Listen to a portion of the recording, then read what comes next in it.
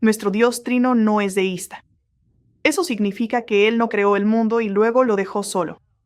Nuestro Dios Trino estuvo involucrado en el mundo a través de la creación. Vino al mundo a través de la encarnación. Luego nos dio su Espíritu después de que Jesús regresó al cielo. Nunca nos dejó solos. Dios siempre ha estado y todavía está presente y obrando en su creación.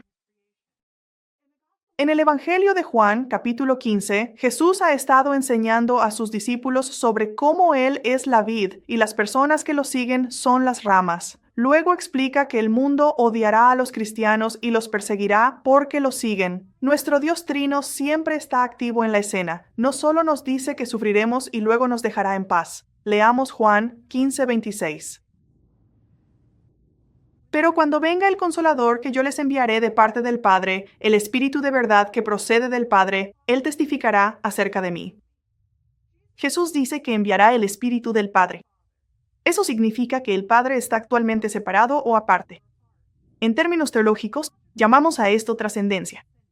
Dios está por encima de todo lo que podamos pensar o imaginar. Él es trascendente.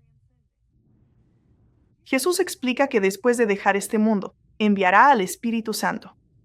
El Espíritu Santo también se conoce como el defensor. El verbo defender significa apoyar públicamente. El Espíritu Santo viene a ser un apoyo muy presente y activo en nuestras vidas. Dios no está por encima de todo, está involucrado y activo en todo. El término teológico para esto es inmanencia. La Trinidad es trascendente e inmanente. Dios está más allá de nuestra comprensión y Dios es personal. Una de las formas en que Él está involucrado personalmente en nuestras vidas es a través del don del Espíritu Santo. Aunque el Espíritu Santo es un don por lo cual hay que pedir. No es igual a pedir un regalo navideño de Santa Claus. Como niños, cuando pedimos a Santa, esperamos.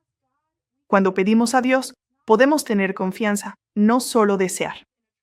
Podemos tener fe en un Dios de confianza. Queremos pedir el don del Espíritu Santo del Padre porque Dios nos creyó estar en una relación personal con la Trinidad. Luego en este curso, aprenderás más sobre la persona del Espíritu Santo, quien tal vez es el miembro menos entendido de la Trinidad.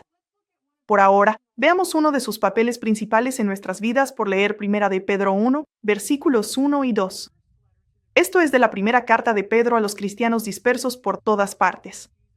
Lo escribió después de la muerte, resurrección y ascensión de Jesús. La iglesia primitiva solo está comenzando. Pedro escribe: Pedro, apóstol de Jesucristo, a los elegidos, extranjeros dispersos por el Ponto, Galicia, Capadocia, Asia y Bitinia, según el conocimiento previo de Dios el Padre, mediante la obra santificadora del Espíritu, para obedecer a Jesucristo y ser rociados con su sangre, que abunden en ustedes la gracia y la paz. Pedro, que vivió bajo la enseñanza personal de Jesús, reconoció la realidad de la Trinidad y señaló específicamente la obra santificadora del Espíritu Santo dentro de la Trinidad. La santidad es el rasgo central de la identidad de Dios.